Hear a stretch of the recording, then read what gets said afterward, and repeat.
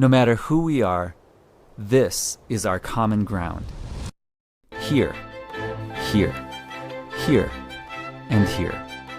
Our country claims to be built on a lot of things: ideals, law, truth. But the one thing that's perfect, what America's actually built on, is the land. This land, this land, this land. For some of us, our ancestors have been here forever. Others arrived centuries ago. Others did not choose to come here at all. But despite our different paths, we all converged here, on this land. You see, the land is our common ground. We cannot continue to allow our seasons to shrink, our rivers to be polluted, our skies to warm, and our forests to burn. It's time to protect the places you love from the effects of climate change.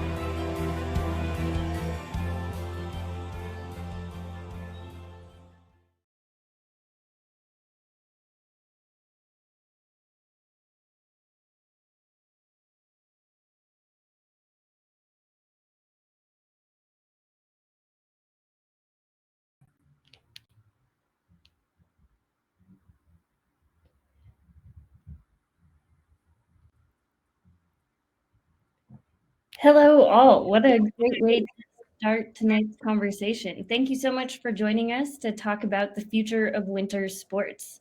My name is Nina Aragon, and I am the team captain of the Science Lions at Protect Our Winters. I'm also a PhD student in water resources engineering at Oregon State University and a snowboarder for Never Summer Industries. Tonight, I will be moderating our conversation between athletes and scientists. Let's go ahead and start by meeting our panel. Daria, do you want to start us off? Hi, everyone. My name is Daria Beatty. I am a cross-country skier and a Buff Canada ambassador. I am a two-time Olympian, and I grew up in Northern Canada in Whitehorse and now train out of Canmore, Alberta.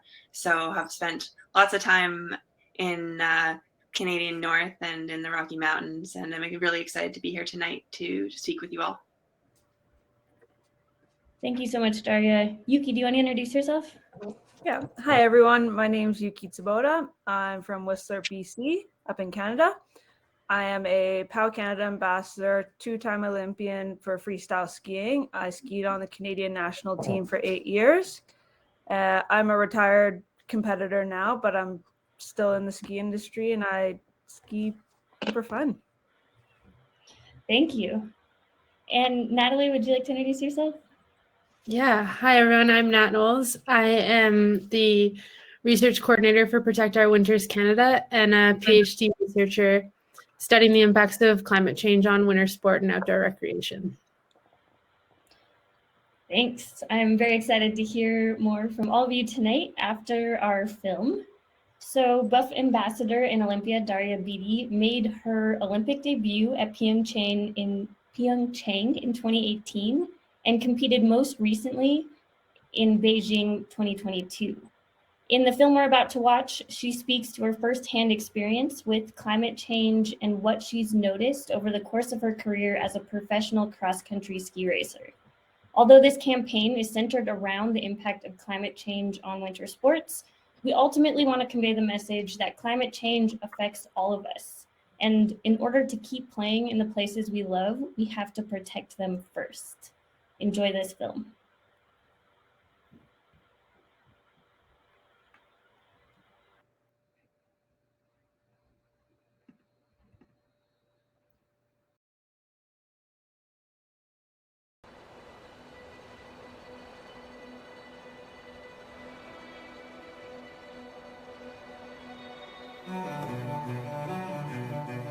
I did a ton of different sports growing up, but I really fell in love with cross-country skiing when I had the opportunity to represent the Yukon for the first time at the Arctic Winter Games when I was 9 years old. I was racing against 14-year-olds, so I didn't do particularly well, but having that international competition, seeing what it was like to race against athletes and make friends from other countries really made me want to keep doing that and pursue an Olympic dream. I was born and raised in Whitehorse, Yukon. After I graduated high school, I chose to train out of Canmore, Alberta because there was a great group of women to train with, and I thought that it would be a great place to progress my career. After a couple of years, I made the national team here, and I've been training here for the last 10 years now.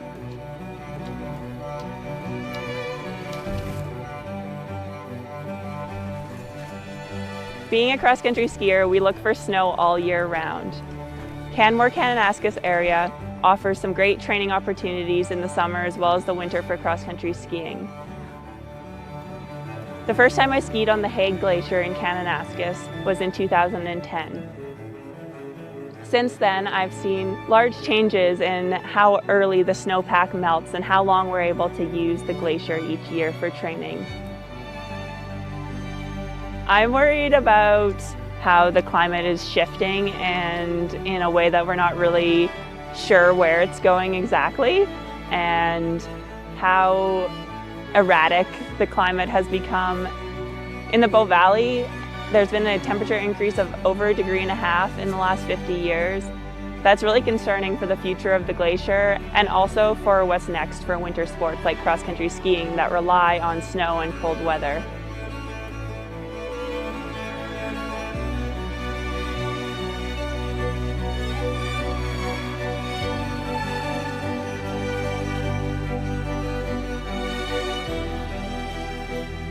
I believe that all changes, big or small, make a difference. We all have a voice, and we can use that voice and think critically to make a difference for ourselves and future generations. I'm Daria Beatty, and I'm a Canadian cross-country skier.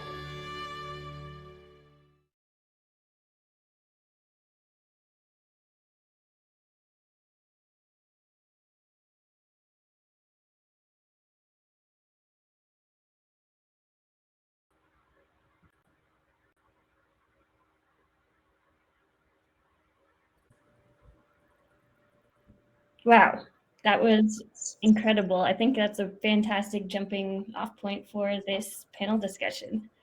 Let's go ahead and start with you, Nat. After watching this film, it feels worth asking, where are we seeing climate change impacts on winter sports? Yeah, we're seeing them pretty much across the board, across the world. Like Daria mentioned, those increases in average winter temperatures are happening pretty much everywhere. But we're seeing sort of more noticeable impacts in places where that increase in a temperature in a degree or two means the difference between rain and snow. So areas that are coastal areas, areas closer to the equator, and lower elevation areas are seeing those changes more drastically than some of our higher elevation, some of the places that are naturally more colder.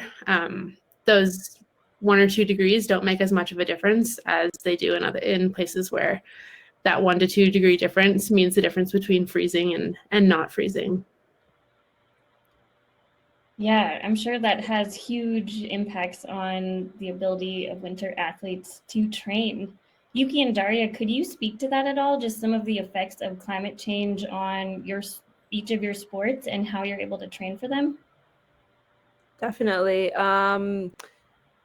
Like the biggest one I've seen over the years, I've lived in Whistler my entire life, and I remember going up onto the Horseman Glacier as a camper for Momentum ski camps when I was 10 years old. And we used to have 2 pitches that we would ski on, and then and just over the years it's gotten smaller and smaller and smaller. Like they had to move the T-bar, they had to get rid of 1 T-bar because it became so dangerous at the top that kids were falling off the T-bar because it was getting too high off the ground because the glaciers receding so much.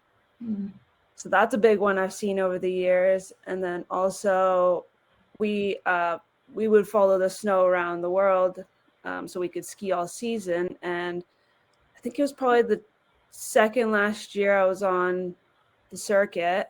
We weren't able to go to Austria because their glacier had receded so much over the summer, and their T-bar is like bolted into the glacier, not dirt. So we weren't able to ski on the pitch we usually do. So we're having to adjust where we go and what we ski. Mm. Yeah, I've seen many of the same things that Yuki has seen. As we touched on in the video with the glacier in Kananaskis, quite similar to Whistler, with having the snowpack recede earlier in the summer, so that the ability to use it safely is shortened, and it's only maybe a couple months of use versus being able to use it the entire summer.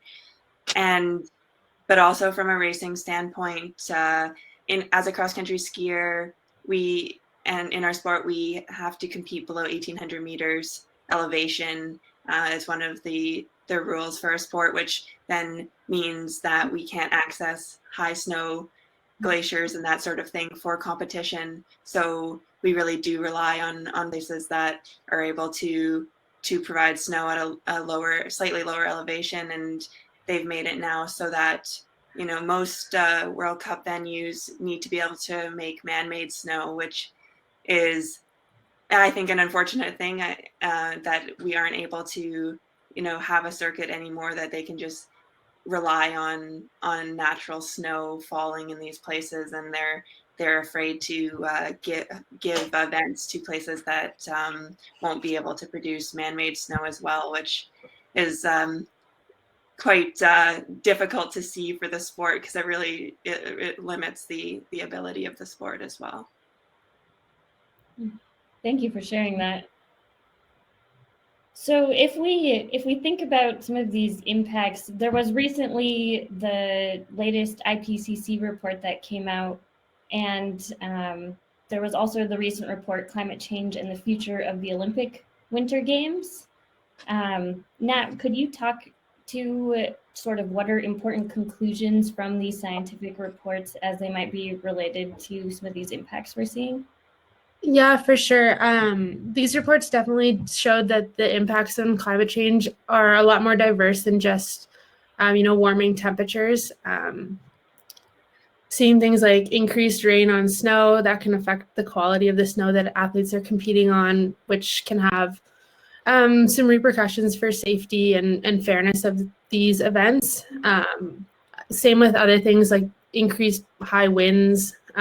With more precipitation and warmer weather, there's a lot more chances for fog and low visibility. And these are other things that are sort of indirect indicators of climate change as well that are impacting athletes. I'm sure Daria and Yuki can speak a little bit to those experiences. But yeah, it can create some soft, unsafe or unfair conditions for sure. Oh, yeah. Yeah. Would either of you like to talk a little bit about some of those? Yeah, I mean, probably the very first Olympics I went to was in Sochi. And my goodness, we had qualifiers and finals the same day. And I don't know how many degrees it really warmed up, but the snow just melted away and it was so soft, and they weren't able to salt it enough after each athlete. I had a pretty horrific accident at that Olympics due to not being able to have enough speed going into the last jump. But it became, in my sport, which was slopestyle skiing, we're going off 60, 70 foot jumps, and it becomes a safety issue when snow warms up that much, and it becomes just like a Absolutely. pile of schmoo. Yeah. So yeah, safety was a big thing with us when the snow became really soft and there was large temperature changes in the day.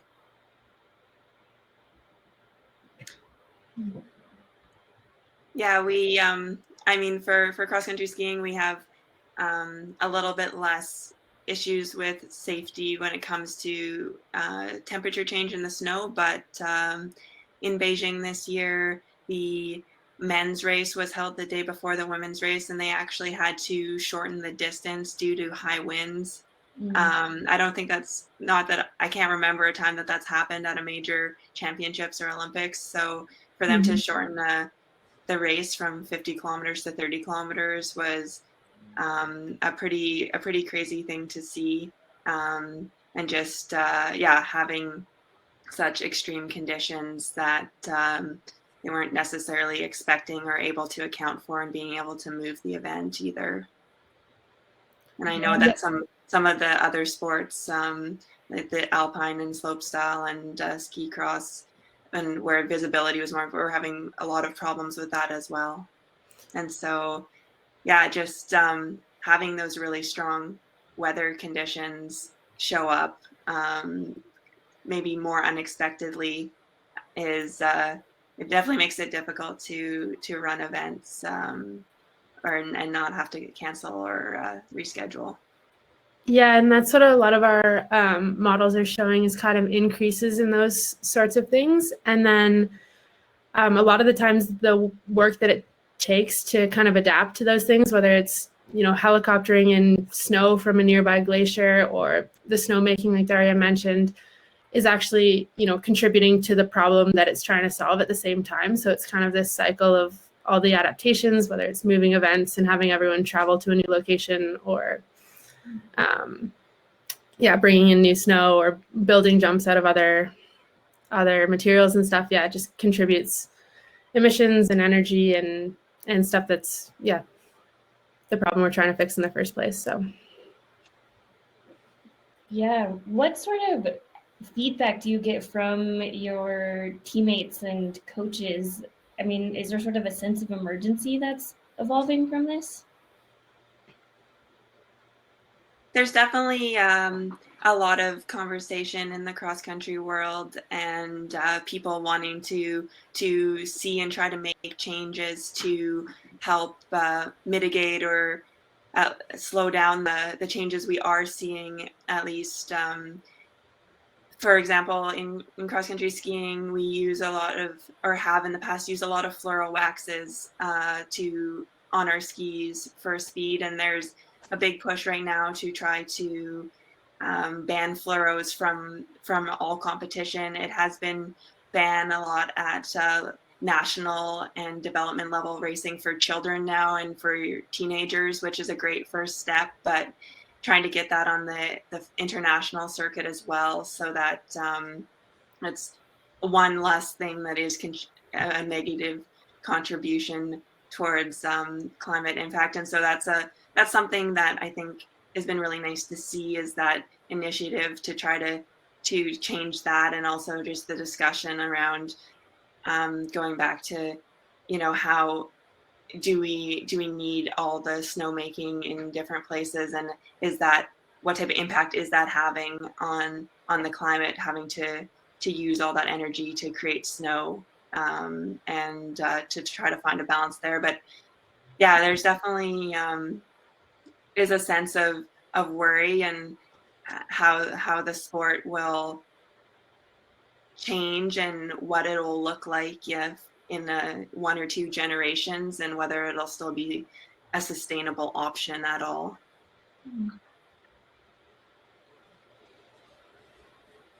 Do you see that in freestyle, or similar things in freestyle skiing, would you say, Yuki? I do. I personally feel like mountains around the world do.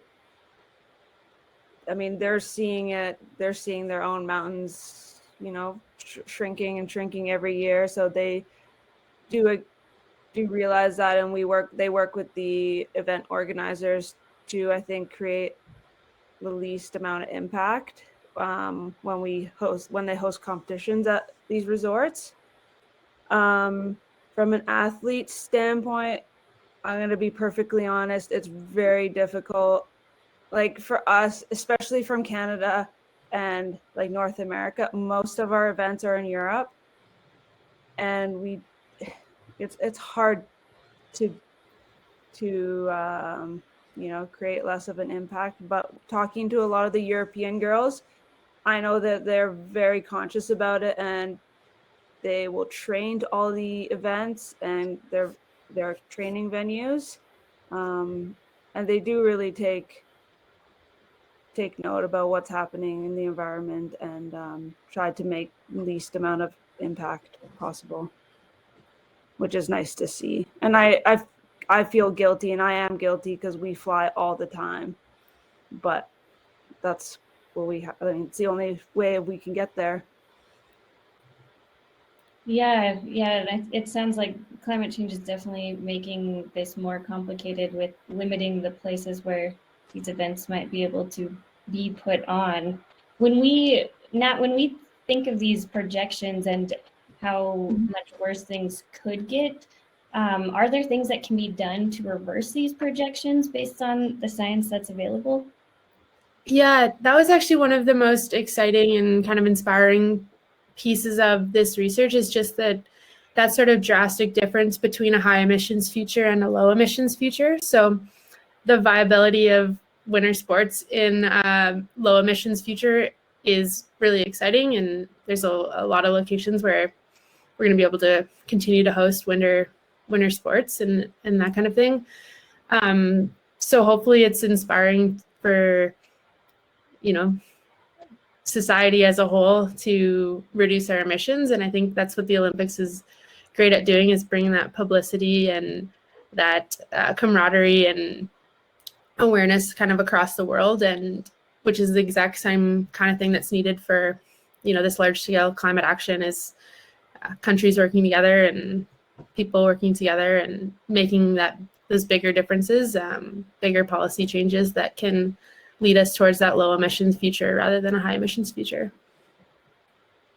Thanks. I think, yeah, always having that optimism and knowing that there are solutions definitely helps when we're trying to be part of the solution and not just get bogged down with how scary things can be. Totally.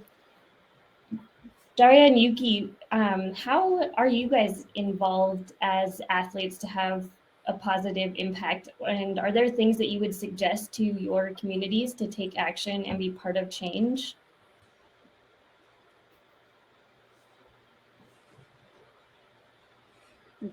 You want to go? Or, Go for it. Sorry, I had my microphone off for a second. Go ahead. Sorry, can you repeat the question? Yeah, I guess I'm just curious, how are you, what do you personally like to do to have a positive impact? And what things would you suggest to your community to be part of the solution that we need? Yeah, I mean, as an athlete, like,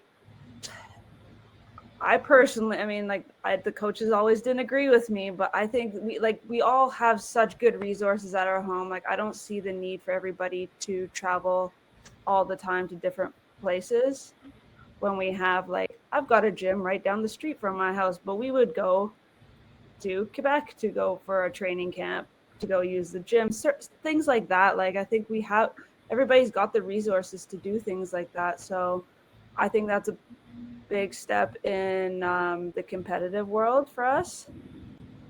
Personally, I don't travel as much anymore, so I feel a little bit better.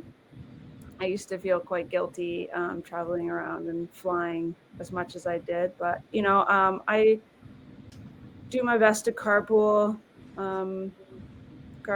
like small things like recycling and composting, and being aware of the products I buy. That's a really big one, I think, because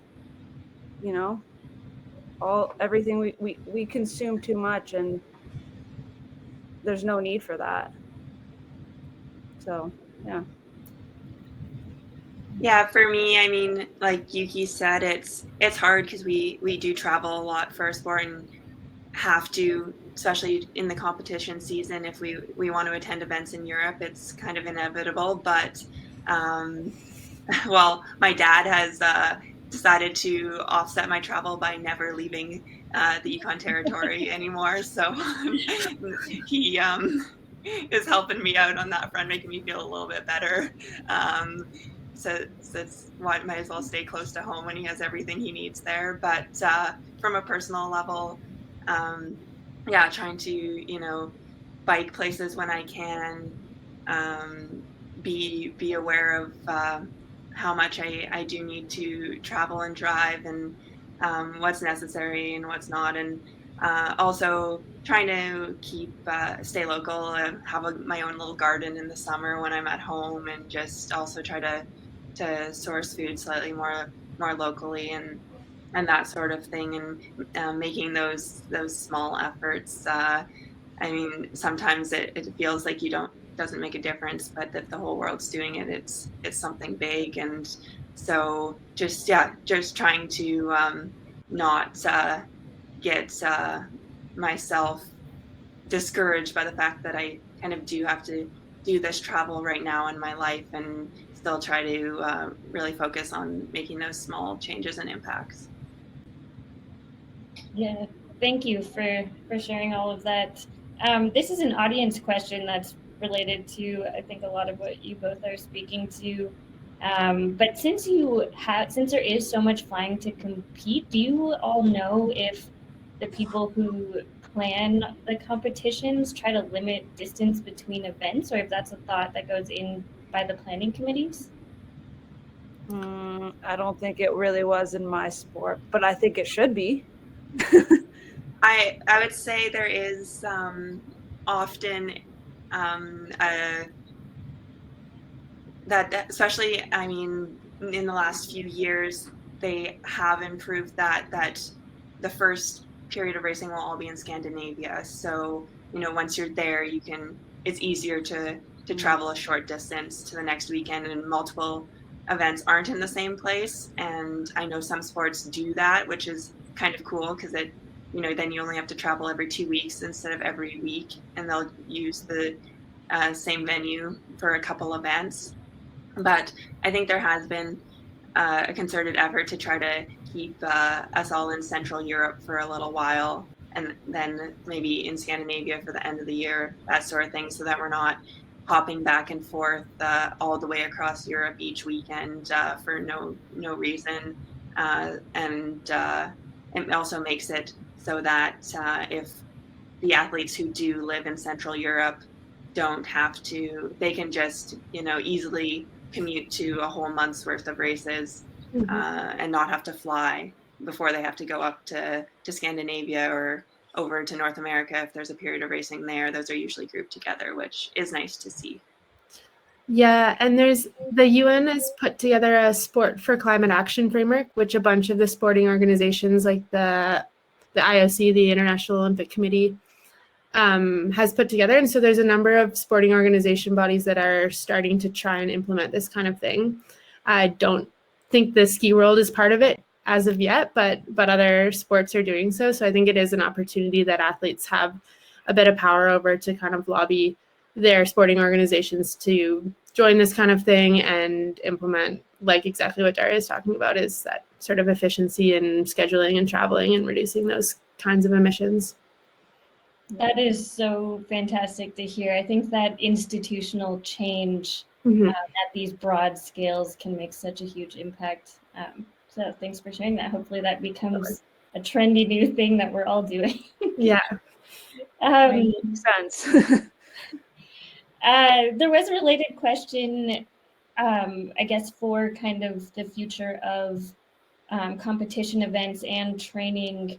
But do you think that there's any possibility of doing virtual or indoor venues? Not for what I did. We need quite a bit of space. Yeah, virtual is definitely not possible in cross-country skiing either, because each race course and snow conditions make such a huge difference. It's not, there's no 5K or 10K record times like there is in track or something, or in the swimming pool, because each ski course has different elevation gain loss, different conditions, but most importantly, the snow can just vary so much that fortunately it's not something that can be done in any other way than head-to-head and in person. That makes a lot of sense. They have tried some sprint races indoors in small venues, but it's hard to make a difficult enough course to inside, and it takes a lot of resources to compete indoors. It's probably less environmentally friendly than having an outdoor venue. So I would not recommend it, in my personal opinion. But yeah. a venue that's refrigerated and large enough to host a cross country race seems like it would use a lot more energy than anything else. Yeah, good point. We do have a few more audience questions, so I'm going to keep sending them your way. I think there's some really great ones here. What are all of your thoughts on how do you think you can get the message to the masses who aren't very concerned because they have plenty of money and don't want to be inconvenienced? Sorry, I'm just reading it.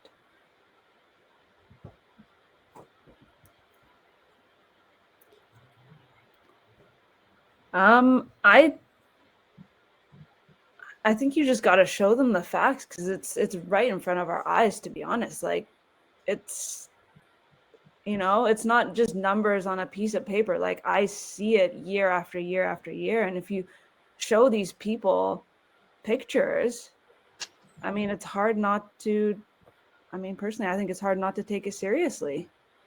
Like, in not even a few generations, we're not going to have a glacier to ski on anymore. So I don't know. For me, I think it's trying to share and show people. It's like what instead of thinking of it as an inconvenience or not, trying to see like how you can help preserve the things that you appreciate in life. That there's things that money can't buy. And you want to contribute positively towards trying to preserve these natural areas the way we're able to enjoy them now or have been in the past, and the steps we can take to try to help preserve that. It should be hopefully something that people should or can find in themselves to be excited to get on board with, and finding the avenues to excite people about it instead of making it seem like it's a task or a chore that they have to do, to try to share it in a way that they can be happy and excited to make these changes and move towards what we're hoping to accomplish with more lower emissions and in many other ways as well.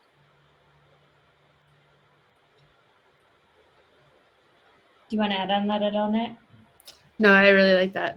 I think for sure the positive messaging and these things like sports, which connect people, and the impacts of climate change. A lot of them you're not going to be able to avoid just by having the money and resources to buy your way out of some of the impacts. So I think everyone's going to be affected. Obviously, some people more than others, but yeah. Great, thanks. All right, this one's also open to everybody, but what are your thoughts on carbon offsets, if you have any thoughts on carbon offsets? I think it's great for mandatory travel, unavoidable travel. But, when it comes to, there's some heli ski operations that carbon offset. I have a hard time with it because you're still producing all those pollutants into the atmosphere. I personally like the ski tour. I like to just, use my own two legs to get up the hill, and it's beautiful, and you get to enjoy nature that way.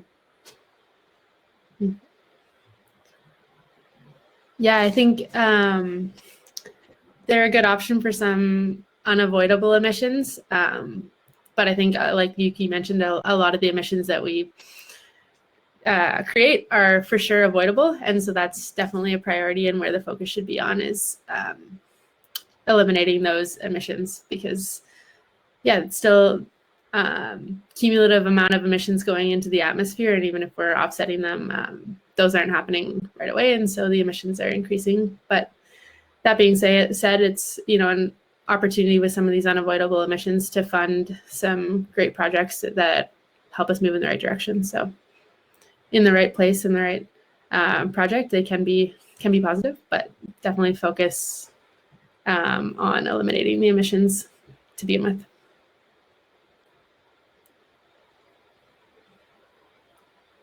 Great. This is a question specifically, I think, to you, Daria. You mentioned the fluoro wax, but is there a way to properly dispose of it that you know of?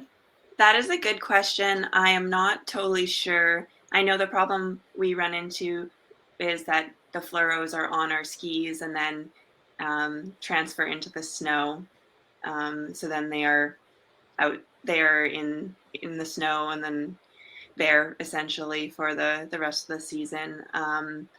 That is something I definitely would be worth looking into and researching is how to properly dispose of them. I mean, the fluoros and hydrocarbons are used in so many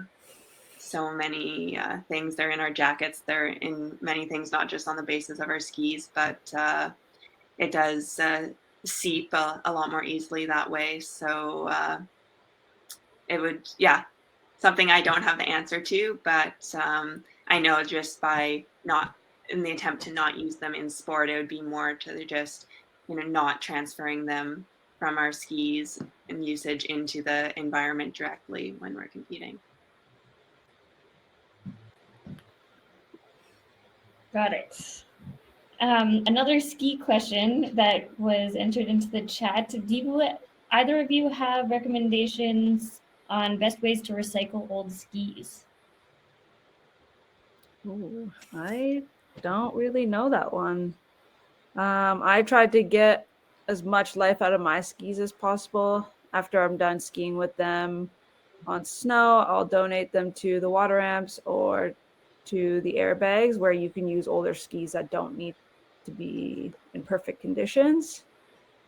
But besides that, I'm not really sure. Yeah, I usually give away or transfer my old skis to younger racers if I can. There's I'd say probably a slightly longer lifespan in cross country skis because we have pairs for different conditions and we're going at quite lower speeds, so there's less abrasion on the base, but also some pretty awesome do-it-yourself projects, turning them into home decor or Adirondack chairs. Definitely have seen that. So just trying to use them in positive ways, but or getting other Canadians or younger athletes out on skis on my old pairs of skis is always what I try to do. That's awesome. It's great if you can pass that on to somebody else. Okay, I'm just scanning for a couple more questions for you all. Okay, so this is another great one. Do you think athletes can organize to push resorts to adopt 100% electrification and decarbonization on an expedited timeline?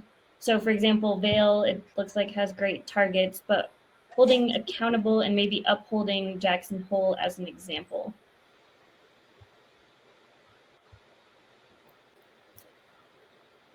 I can speak to this one a little bit. I think athletes as well as community members and the brands and the whole industry can help do that. And I think POW has been really helpful in pushing resorts to join as partners and helping them on that journey towards decarbonization. That being said, tourism is one of the hardest industries to decarbonize just with the travel, and it's pretty carbon heavy with resorts being dependent.